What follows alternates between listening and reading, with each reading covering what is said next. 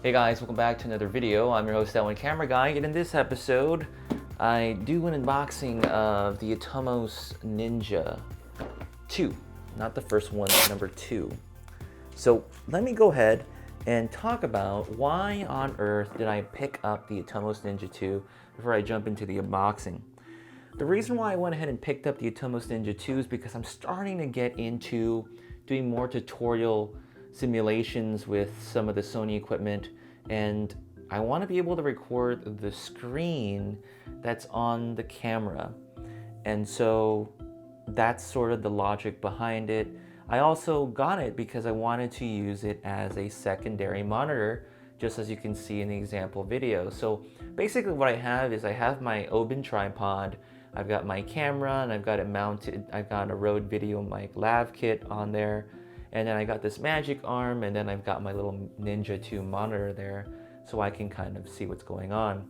What's also really great about the monitor is just the fact that it doesn't have to have all the advanced features out there of the newest, latest and greatest. There's like the Ninja Assassin, the Shogun, there's like the Ninja Flame now, some of these more advanced units.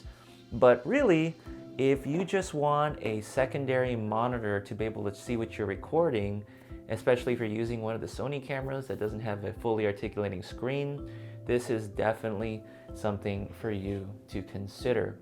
The other thing that's really great too is that I can check my exposure on the screen and kind of find out if my lights are too bright or if I'm going to have something blown out in terms of highlights. So that's really handy for me as well. So let's get into sort of the basic features of this box. First things first, it's not, again, it's just a very basic one. I got it for $295 from B&H Photo, which is not too bad. I know when it first came out, it was around $500 to $600, might have been more than that.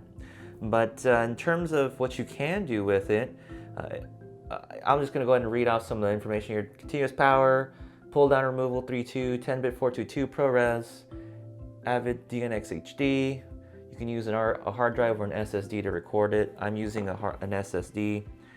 And then, you know, it's got specs and information for almost anything. I know on the little wrapper that was on here, it listed all the cameras that had compatibility with. Now, I am going to tell you right now, as far as you're watching sort of the unboxing unfold, everything that you needed in the box was there with the exception of the HDMI cable. They pretty much give you everything that you need. They give you obviously the monitor, they give you the caddies, they give you the transferring units that you're gonna need. You have a spare battery. They give you one battery, they give you the charger for the battery, they give you the DC coupler or the AC to DC connecting charger for the actual device. I'm very impressed. You know, you get everything that you can pretty much need to go ahead and use this. So again, the reason for picking this up was that I wanted to be able to start recording just the screen of the camera and actually showing you some of the autofocusing systems and some of the features that the cameras have. Now, I know it's very common to just grab your camera. This is my GH4 here. It's very common just to grab the camera and record behind the screen here and see exactly what you're seeing. But sometimes it kind of would be nicer just to be record what's on the screen. So, you know, that was again the reason for it. And also again, great idea is to have it sort of there. So I'm going to go ahead and record off my GH4 here so you can kind of see what I'm seeing and taking a look at. So here's the system unit right there. I know it looks really far away right now. I'm going to zoom in and you can kind of see, there it is. I have the Atomos right here with Ninja 2. I got my HDMI cable that plugs into the side of the a6300. I got my Rode mic up there. I'm using the 35mm lens, 1.8 optical stabilized. I got my tripod here. I know it's on a video tripod, it's a photo tripod. That's okay. And then I got a battery pack that's down here on my desk charging the a6300. So here's my little setup, and this is really great just in general. I know before what I would do, let me go ahead and stop the recording. I would just use the recording for the GH4 and I could use the screen. And honestly, the screen's not bad, but having just a slightly bigger screen does help, and I can kind of understand now why so many people recommend getting an additional monitor to view your work. So again, like I showed you, the packaging is great. Everything was packed really well. Everything was very secure. There are some problems with the setup. As far as setting it up, it's as easy as popping in your hard drive caddy, screwing it down. So all I did was I screwed the hard drive into its little caddy, popped it in, slid it in. My battery's not fully charged, but I plugged it in anyway. It also came with some adapters like this one here, so you could actually use your Canon LP6 or even Nikon batteries, which was really nice. And I think that's it with the device. One problem that I did find out with it is that